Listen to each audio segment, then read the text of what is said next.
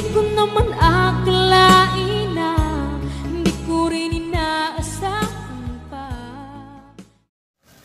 Narito tayo ngayon upang matunghayan ang nagiinit, nagbabaga at talaga namang usap-usapan at nagtitrending na latest issue ni Ate Erica.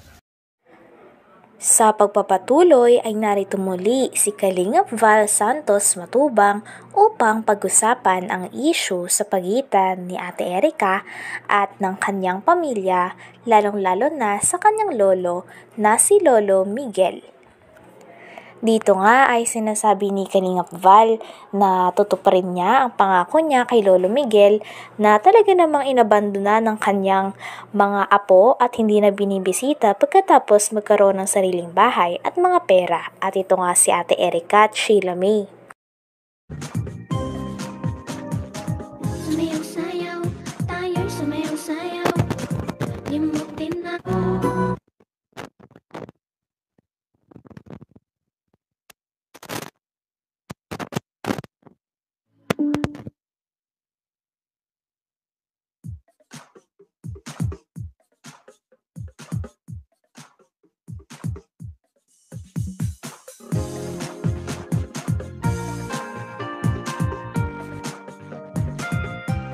Gandang gabi po sa ating lahat mga kalingap. Good evening. Sumayaw-sayaw, tayo'y sumayaw-sayaw, limutin na ang mga Maulan na gabi sa ating lahat. satutugin tayo. Oras natin sa buong Pilipinas, alas 8:08 na po ng gabi. Ang iyong katawan ay ikal. Araw po ng Huwebes, August 1, 2024. Pagkat ang Team Kalingap ay narito na. Team Kalingap ay maaasahan. Team Shout out po kay Lolo Migs, tan. kay Lolo Miguel po sapagkat Hirap ay maaasahan. ongoing na po ang pinapagawa nating bahay. Yeah, yeah. Masaya yung matanda po na ating pong natabangan sa ating pong programa. Yung isang matanda po itinakwil. Team Kalingap, Hindi na po pinapansin ng mga apo. Kawawang Lolo Miguel. Kalingap. Samantalang yung kanya mga apo po doon lumaki, Kalingap. doon nagkaisip. At huwag nang mapanglaw. Pero bakit po nagkaganoon? Ay parang iniwan at itinakwil yung kanilang mabait Huwag kang na Lolo Miguel. ang mga kamay ay ikaw ay Ewan ko ba po ba't may mga klaseng taong ganyan, no? galaw. Huwag nang malungkot. Ang lapit-lapit po nung bahay po nila, hindi man lamang makuwang pasyalan at kumustahin. Tila sobrang sakit nga nito kay Lolo Miguel dahil pagkatapos niyang arugain, palakihin, bihisan, pakainin at pag-aralin sila Ate Erica at ang kanyang kapatid na si Sheila May ay basta-basta na lamang daw sila nitong kinalimutan nung nagkaroon na sila ng sariling pera at sariling bahay galing sa mga sponsors.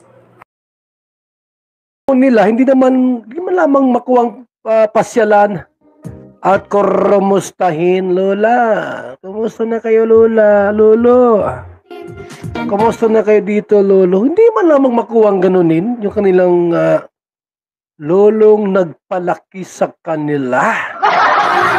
Team Kalingap ay maaasahan.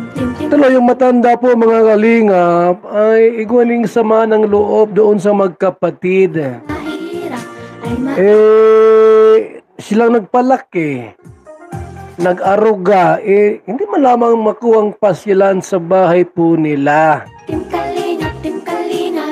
Kung hindi po natin natulungan itong mga senior na ito po, mga kalingap, talagang kawawang maray. Mabuti igwaning Val Santos Matubang na siyang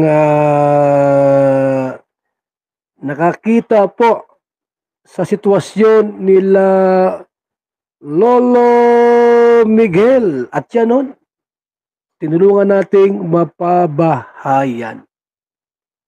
Aha. Kawawa ay. Hindi mo lamang madalaw para kumustahin yung lolo nila. Lo, kumusta na kayo? Kumain na ba kayo?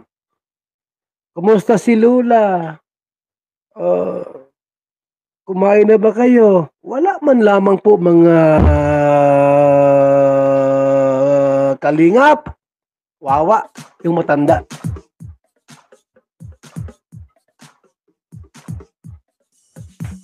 Ngayon, ano nangyari? Anong nangyari sa inyo? Kinarma na kayo. Sumayaw-sayaw, Kinarma na kayo. sumayaw-sayaw, limutin na ang mga problema. Kung ko sa inyo, huwag patigasin ang puso. Huwag patigasin ang puso. Puntahan yung dalawang matanda at humingi ng tawad. Talagang sa pagkakakwento nga ni Kalingap Val na ang pulo talaga ng pag-aaway ng buong pamilya ay dahil talaga sa pera. Ito ay dahil magkaroon nga si Ate Erica ng pera galing sa mga sponsors at baka gusto na niyang mamuhay kasama ang kanyang ate lamang. Ngunit kinasama nga ito ng loob ni Lolo Miguel dahil bilang tao na nagpalaki at nag-aruga sa kanila, masakit para kay Lolo Miguel na basta-basta na lamang siyang kinakalimutan nila Ate Erica. Ang puso. Puntahan yung dalawang matanda at humingi ng tawad. Puntahan yung matanda at humingi ng tawad. Lolo Migs, sorry po at nakalimutan kita. Lolo Migs, Lola, pasensya na po at ako'y nasilaw sa kwarta. Ganun.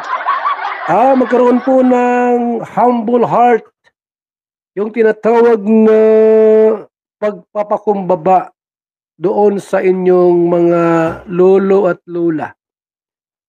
Ayan, naghihintay sila sa inyo. Although na yung matanda po ay talagang masama ang loob. Sabi nga ni sa akin, di ko sila kayang patawarin. Pero pag nandun na kayo, pinuntahan nyo, posibleng hindi. Kasi unang-una po, diyan kayo lumaki sa inyong mga lolo at lola. Ay ilang buwan na. Mahigit ng 3 buwan, hindi nyo dinalaw yung inyong lolo at lola. Puntahan nyo na po. Erica at May. Ito po mga kalingap, ako yung nag-observe lang kasi almost na ito, magto 2 weeks na po yung bangayan nila. So, fan page ng lovers. Mga group chat na nakarating sa atin. Kuning mga konting mura-murahan, anong nangyari baga? Ba't kayo nagkagayaan? Lumalabas din po ang mga baho. Dati, pinagtatanggol nyo. Dinitipahan ninyo at hinahangaan ninyo itong magkapatid na ito. Ngayon, ano na?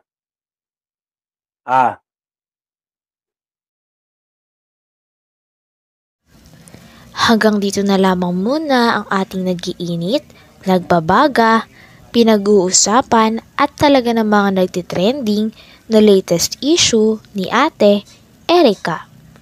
Maraming salamat sa inyong panunood. Hanggang sa muli. Bye!